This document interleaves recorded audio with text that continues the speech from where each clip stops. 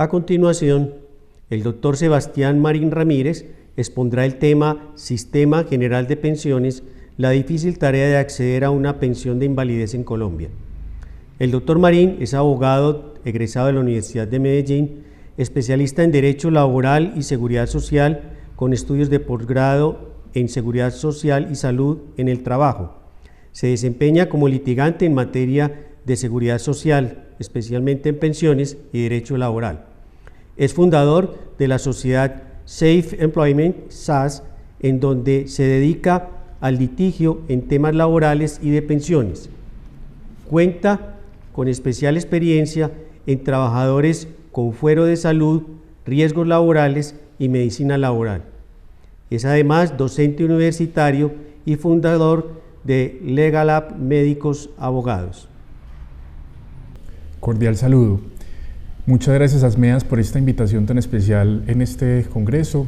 Yo les voy a hacer ponente hoy sobre un tema especialmente dirigido a médicos especialistas en salud ocupacional, médicos calificadores, el médico en general y sobre todo el personal de la salud como trabajadores que pueden verse inmersos también en un proceso de calificación de invalidez y en busca de su pensión de invalidez.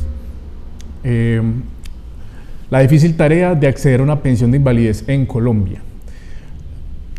Esto es un tema que vamos a tratar en cuanto a la experiencia que como abogado en pensiones y como abogado especialista en seguridad y salud en el trabajo hemos visto y evidenciado en que han tenido los trabajadores dificultades para poder acceder a una calificación adecuada y la calificación como consecuencia o como un requisito indispensable para acceder al derecho fundamental a la pensión de invalidez. Primero que todo, hagamos un recuento sobre el Sistema General de Seguridad Social y dónde se encuentra ubicado la pensión de invalidez. El sistema en Colombia es un sistema que se compone principalmente de estos tres subsistemas. El sistema de pensiones, que es dos regímenes, régimen de prima media con prestación definida, que es el régimen público que hoy administra Colpensiones, y el régimen de ahorro individual con solidaridad, que es el régimen que administra las administradoras de pensiones privadas, como Protección, Porvenir, Colfondos y otros. Está el régimen de salud, que contiene el subsistema de salud, que tiene dos regímenes, el contributivo y el subsidiado. El contributivo, todas las personas que cotizan a la seguridad social, y el subsidiado, lo que en el común se le conoce como el SISBEN, pero no se llama SISBEN, sino régimen subsidiado. Y el sistema de riesgos laborales, administrado por las administradoras de riesgos laborales, las famosas ARLs, antes ARP. En Colombia existen entonces tres formas de pensionarse. Estas tres formas, digamos que están o las administran dos subsistemas que acabamos de ver.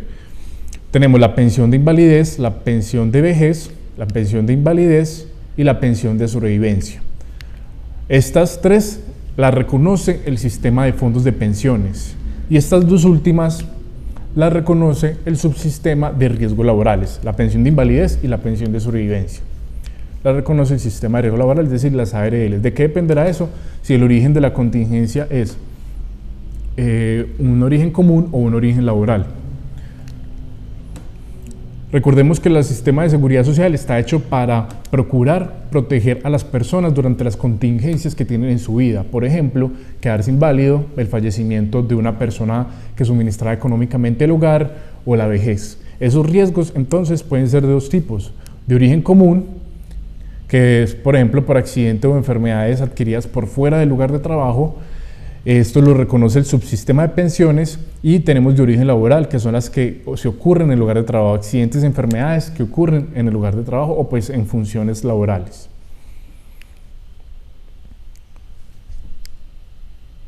Ahora sí, entrando un poquito en materia, ya después de esta pequeña introducción y rápida, veamos un poco sobre la pensión de invalidez. Para pensionarse por invalidez de origen común tenemos estos requisitos. Primero, tener la condición de invalidez, que actualmente en Colombia es alcanzar el 50% de pérdida de capacidad laboral, que ya vamos a hablar un poquito sobre eso. El segundo requisito es haber cotizado 50 semanas en los últimos 3 años, o siendo menor de 26 años, haber cotizado 26 semanas en el último año, esto para proteger a las personas que recién ingresan al empleo.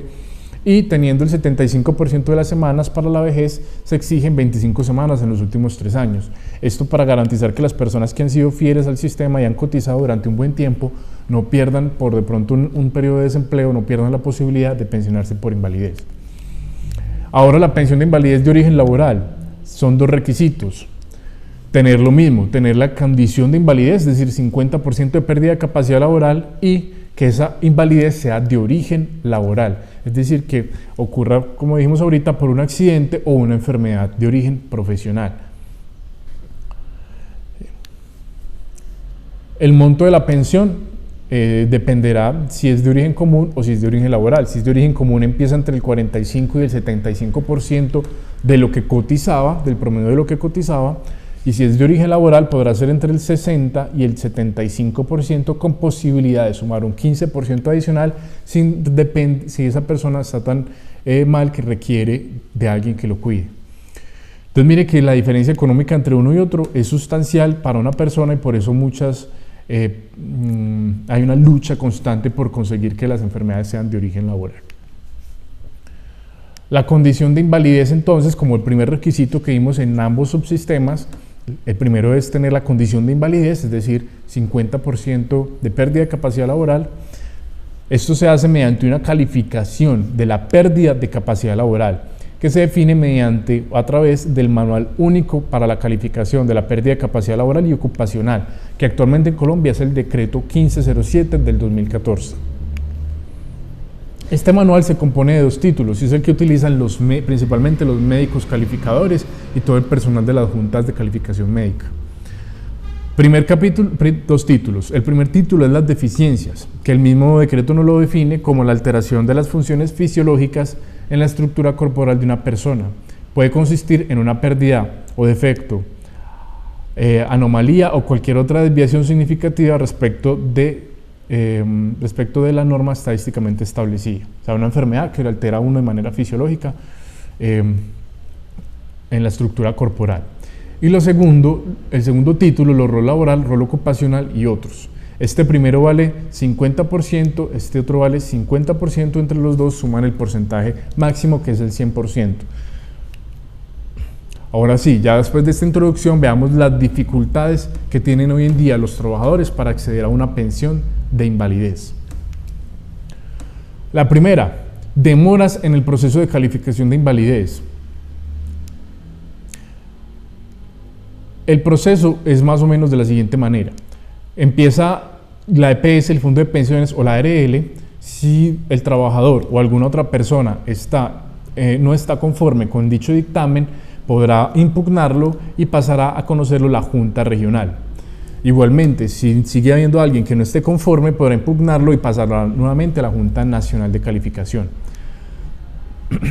Entre este proceso, actualmente se está durando entre 1.5 años y 3.5 años en la experiencia que hemos tenido en la oficina y lo que hemos escuchado en la mayoría con nuestros colegas. No existe pues un artículo o un estudio que se haya hecho al respecto, pero esto lo podemos manifestar en cuanto a la experiencia que hemos tenido, y 3.5 años para una calificación de invalidez es demasiado tiempo. Las juntas, ahí queda un problema, y es que las juntas no remiten el proceso hasta que la entidad respectiva pague los honorarios, y en muchos casos toca interponer una acción constitucional, la tutela, para que esto ocurra. Es decir, que entre la EPS, el Fondo de Pensiones emiten el dictamen, mandan a la Junta Regional y, por ejemplo, el trabajador apela para que vaya a la Junta Nacional. El encargado de pagar los honorarios de la Junta Regional y la Nacional es o el Fondo de Pensiones o la ARL, dependiendo si es de origen común o laboral. Y estas dos entidades se pueden demorar hasta meses en consignarle el salario mínimo que le corresponde a la Junta para que pase a la siguiente valoración. Entonces eso retrasa el proceso y toca interponer una tutela para acelerar ese procedimiento. Hemos tenido casos en la oficina de hasta un año para pagar los honorarios para que la Junta Regional pueda enviarle la apelación a la Junta Nacional. Entonces la persona ya está padeciendo una enfermedad y aparte de eso tiene que padecer durante mucho tiempo una lucha constante para obtener su debida calificación. El segundo inconveniente que hemos estado viendo es que las entidades de la Seguridad Social, la EPS, el Fondo de Pensiones y la ARL, como lo vimos ahorita, están mandando a hacer primero calificaciones de origen. ¿Por qué? Porque entre ellas quieren saber o quieren determinar quién le corresponde pagar las incapacidades, a quién le corresponde pagar los honorarios de la calificación. Entonces, como no son capaces de esperar hasta el final para determinar eso, ellas lo mandan al trabajador a hacer una calificación de origen. ¿Para poder determinar qué? Simplemente eso, quién va a pagar de ahí en adelante. Entonces, existen dudas sobre quién debe asumir las prestaciones económicas, la atención en salud. Entonces la ARL dice que es la EPS, la EPS dice que es la ARL, entonces ¿qué deciden? No, mandémoslo a calificar de origen. Inician la calificación igualmente hasta que lleguen a la Junta Nacional y al terminar el proceso ya le toca al trabajador iniciar una calificación para lograr el porcentaje. Entonces recordemos, las calificaciones tienen 3 aspectos importantes: el origen, si es común o laboral, el porcentaje de pérdida de capacidad laboral y la fecha de estructuración. Cuando lo mandan a hacer una calificación solo de origen, están haciendo que el trabajador pase un proceso de 2 años o incluso más para hacerle solamente el origen, para después volver a empezar un procedimiento de calificación para terminar el porcentaje. No le van a hacer los 2 al tiempo porque la EPS y la ARL dice que no, que le toca a la otra entidad, entonces que hasta que no se defina el origen no vamos a iniciar el proceso de porcentaje. Entonces, si ya vimos que acá atrás el trabajador está demorando entre 1 año y medio y 3 años y medio en la calificación, ahora súmele que le están haciendo 2 calificaciones de manera innecesaria, cuando la norma trae claramente qué se debe hacer en caso de que existan dudas sobre el origen. La EPS o la ARL o el fondo de pensiones asumirán, y cuando se defina al final, entre ellas se hacen los cobros, pero ellas no están esperando, sino que están mandando a hacer 2 calificaciones, una de origen y ya después una de porcentaje, lo cual demora bastante el proceso de calificación para el trabajador. Por ejemplo, este es un caso de que nosotros tenemos en la oficina. Gloria tiene un diagnóstico de síndrome del túnel carpiano, síndrome de manguito rotador, tenosinovitis de Kerbein, entre otros. El hombre pues es alterado para efectos de la privacidad, pero esto es lo que ocurre. En el 2014 la EPS inicia calificación de origen, en el 2015 la Junta Regional emite un dictamen de origen y termina el proceso en el 2015. Finalmente la Junta Nacional decide que es de origen laboral. 1 año y medio para determinar únicamente el origen. Después empieza la calificación de porcentaje en el 2019 y termina en octubre del 2020. Aquí se suma perfectamente casi 5 o 6 años para que esta persona pudiera determinar finalmente su origen y su porcentaje y poder acceder a las prestaciones económicas del sistema de seguridad social. Además de que está padeciendo una enfermedad que no le están dando los tratamientos o se lo están dando de manera demorada, tiene que padecer un proceso largo de calificación. Otra dificultad que existe en el momento es la dificultad para iniciar el proceso de calificación. Esto esencialmente en algunas enfermedades más que todo. El proceso de calificación generalmente inicia cuando el trabajador lleva ya varios meses incapacitado y se emite conceptos desfavorables de rehabilitación, cae siempre entre 180 y 360 días. Pero ¿qué pasa con las enfermedades que no generan incapacidades continuas y prolongadas? Como por ejemplo un glaucoma o otro tipo de enfermedades que generan incapacidades pequeñas, 1, 2, 3 veces al año, o por ejemplo las enfermedades mentales que muchas veces no los incapacitan y esa persona está padeciendo un trastorno de ansiedad, depresión, pero no lo califican. ¿Por qué? Porque no lleva el tiempo de incapacidad. Entonces, ¿ellos qué tienen que hacer? Muchos iniciar una petición, posiblemente le niegue la petición, toque tutela y así se le va demorando de a poquito la calificación al trabajador. Imparcialidad. En este aspecto, podríamos hablar de que de pronto es una opinión, una percepción subjetiva, pero quiero ponerles de presente a ustedes esta situación y que ustedes consideren o manifiesten lo que, o mejor dicho, se armen la convicción que consideren. Resulta que para iniciar una calificación de invalidez, el artículo 142 del decreto 019 del 2012 nos dice que corresponde a la administradora de fondo de pensiones Colpensiones, a las administradoras de riesgos profesionales o ARLs, a las compañías de seguro que asumen el riesgo de invalidez y de muerte, esto quiere decir las compañías que aseguran a los fondos de pensiones privados, y las entidades promotoras de salud, EPS. Les corresponde a estas entidades determinar en la primera oportunidad la pérdida de capacidad laboral y determinación del grado de invalidez y el origen de estas contingencias. Es decir, las entidades que van a reconocer las prestaciones económicas, las que van a asumir las pensiones los tratamientos médicos, las que les van a asumir todo ese dinero que les va a costar tener una persona pensionada, son las mismas que están iniciando el proceso de calificación de invalidez. Esto, si mal no recuerdo, fue analizado por una Corte Constitucional y lo declaró exequible. Sin embargo, yo considero que aquí existe un grave problema de imparcialidad y lo hemos visto y lo hemos evidenciado en nuestros casos que hemos tenido. ¿Cómo es posible que, por ejemplo, el fondo de pensiones, que va a ser la encargada de asumir la pensión si el porcentaje da más del 50%, inicie la calificación? Y además de eso, estas entidades, como son partes interesadas, de acuerdo al decreto 1352 del 2013, ellas también pueden apelar, también pueden impugnar los dictámenes. Entonces, ¿son jueces o son partes? No está muy claro, ¿cierto? ¿O son las dos cosas? Según el decreto, entonces inicia el fondo de pensiones, la ARL o la EPS, entidades con un interés directo en la calificación y quienes incluso pueden participar en el resto del proceso procurando sus intereses. Es decir, pueden apelar el fondo de pensiones si la Junta Regional, por ejemplo, dice que el porcentaje es del 50%, el fondo de pensiones puede apelar para que la Junta Nacional diga que no, que es menos. Pero ¿quién inició el proceso? El mismo fondo de pensiones. ¿Quién le remitió el expediente a la Junta Regional? El mismo fondo de pensiones. ¿Quién emitió el dictamen? El mismo fondo de pensiones. Caso, esto es otro, por ejemplo, un caso que nosotros también tenemos en la oficina, cambiamos el nombre por privacidad. Filostrato trabaja instalando y reparando cables de fibra óptica en la ciudad. Cuando se disponía a reparar un cable, el cable sobre el cual la escalera estaba apoyado se rompe y Filostrato cae desde una altura de 10 metros, causándole las siguientes secuelas: trauma cráneoencefálico, trastorno mixto de ansiedad y depresión, fracturas de varias costillas, lumbago crónico, discopatía lumbar, fractura de cúbito y fractura de diente. Ya lleva 2 años en tratamiento mixto con psicólogo y psiquiatra por esta patología mental, después del accidente y a causa de las secuelas que le ha causado el mismo. Sin embargo, ¿quién inicia esta calificación? La ARL, por ser una contingencia laboral.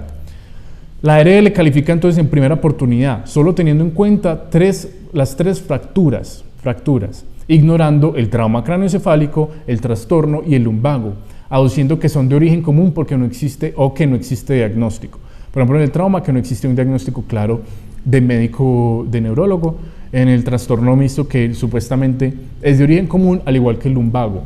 Entonces, esto es un caso de la vida real. Entonces, la ARL inicia la calificación a la mitad, con la mitad de las enfermedades que le ocurrieron después del accidente. La calificación de la ARL, entonces, obviamente, si le están tomando la mitad de las enfermedades, queda con la mitad del porcentaje, 28% de pérdida de capacidad laboral de una persona que está gravemente enferma. El trabajador impugna y pasado un año, es decir, después de un buen tiempo, la Junta Regional confirma la decisión.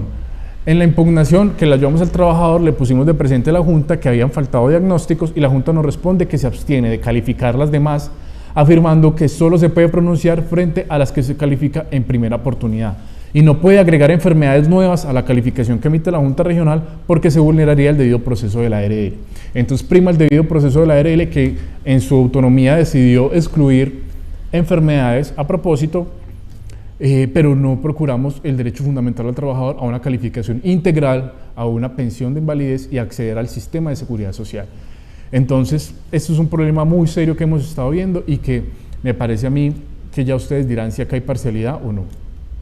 La Junta Nacional, luego de un año, confirma lo mismo que la Junta Regional. Entonces, este trabajador estuvo 2 años en tratamiento, 2 años en proceso de calificación, y ¿qué le va a tocar hacer ahora? Volver a solicitar un proceso de calificación para que le incluyan las demás enfermedades. 6 años que de pronto vaya a tomar esto, y si de todas maneras la ARL se niega de calificarle esas enfermedades, ¿qué le va a tocar hacer a esta persona? Acudir a la vía judicial, contratar de sus propios recursos un dictamen particular y esperar 3, 4, 5 años a que el proceso judicial termine. Esta persona está luchando contra el sistema 9 años, o incluso menos, incluso más, pero es un promedio para que se hagan una idea de si esto es justo con el trabajador o no. Otra dificultad que hemos visto en el tema de la pensión de invalidez es la negación de servicios. Para obtener una calificación completa, que el médico calificador tenga la información adecuada para poder emitir el dictamen, se requiere que exista ayudas diagnósticas y un tratamiento adecuado, e incluso en algunos casos conceptos de especialistas.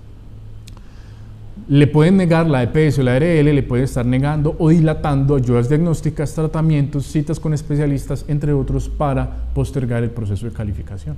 o para evitar que la persona se le incluyan las enfermedades, todas las enfermedades, se le descubran diagnósticos, patologías que van a ser calificadas y que ese porcentaje aumente, entonces puede haber una negación.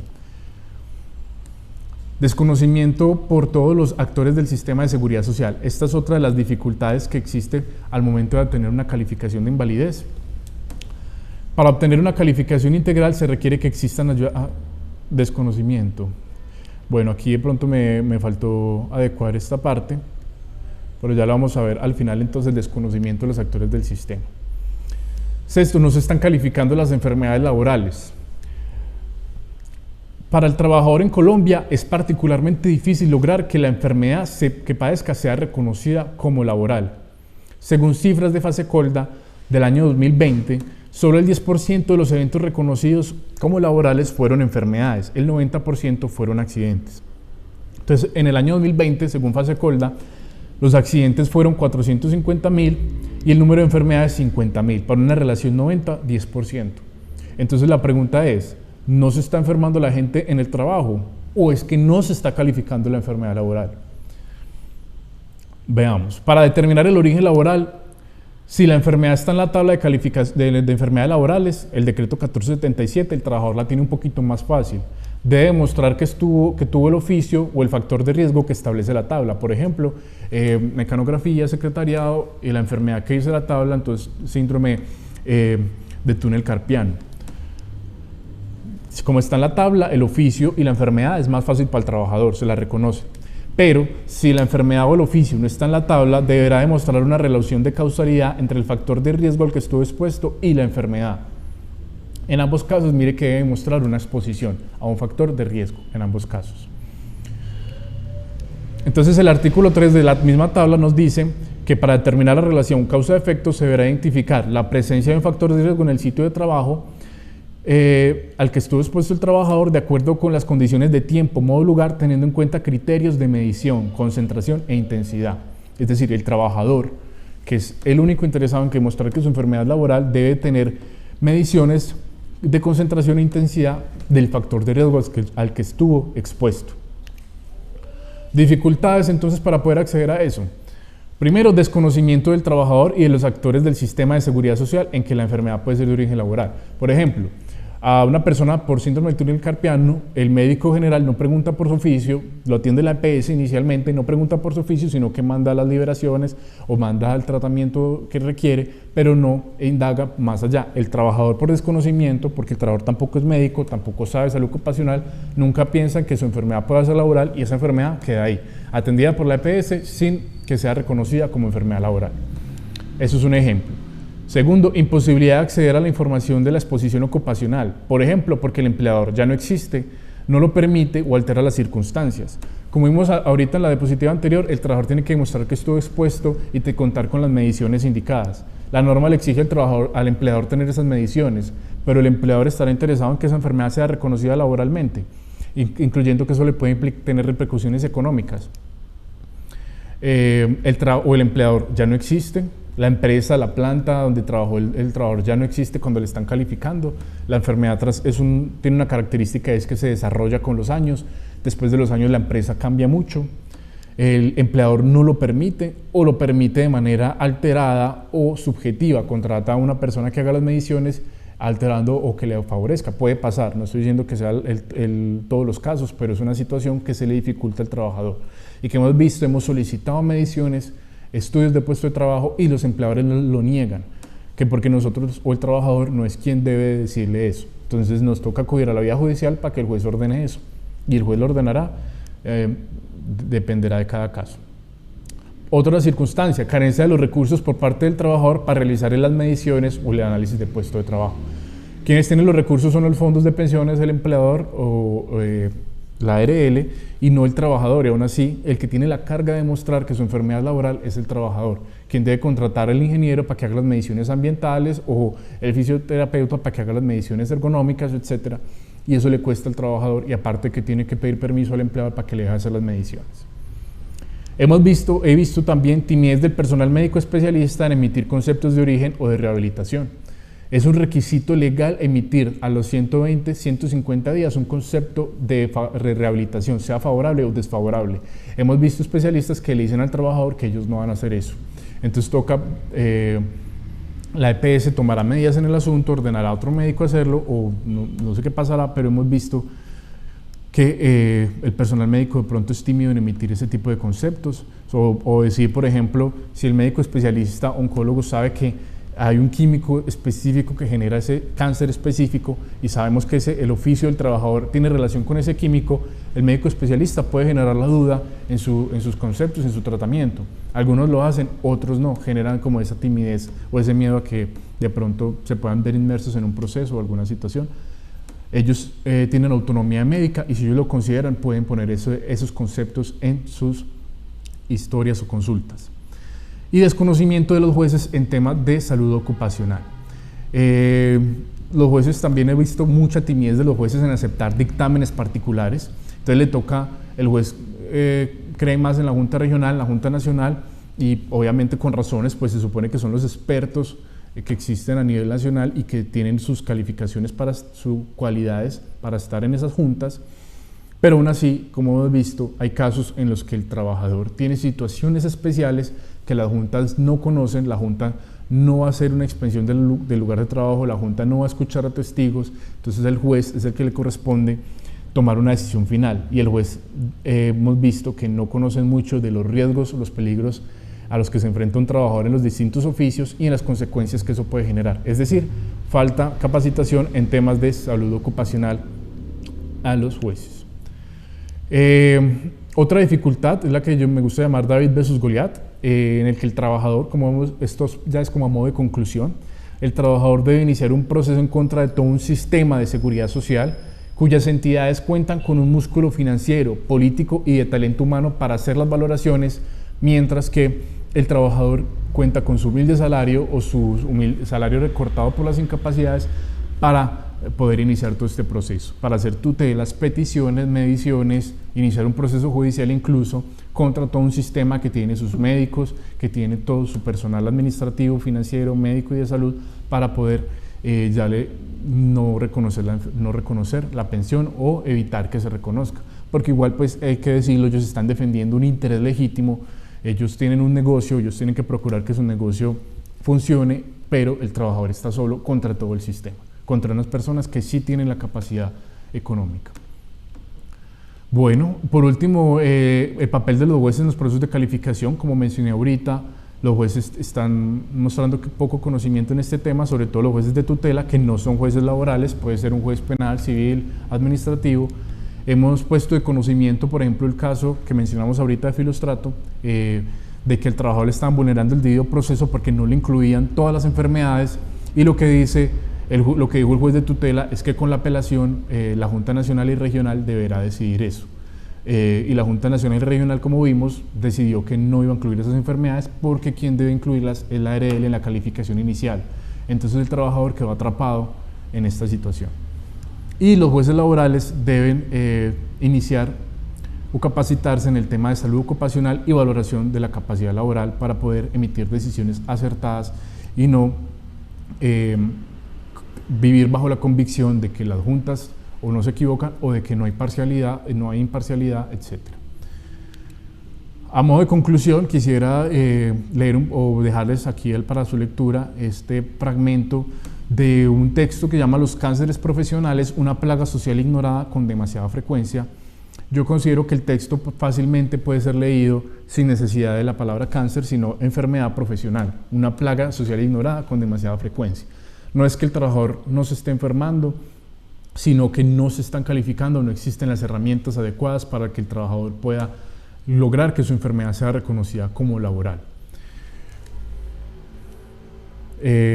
Como el tiempo, digamos, es limitado, les dejo el texto, pero finalmente aquí podemos leer que más allá, inicia el texto diciendo pues que al principio de los años 60 se hizo un estudio epidemiológico sobre la responsabilidad del tabaco en los cánceres de pulmón.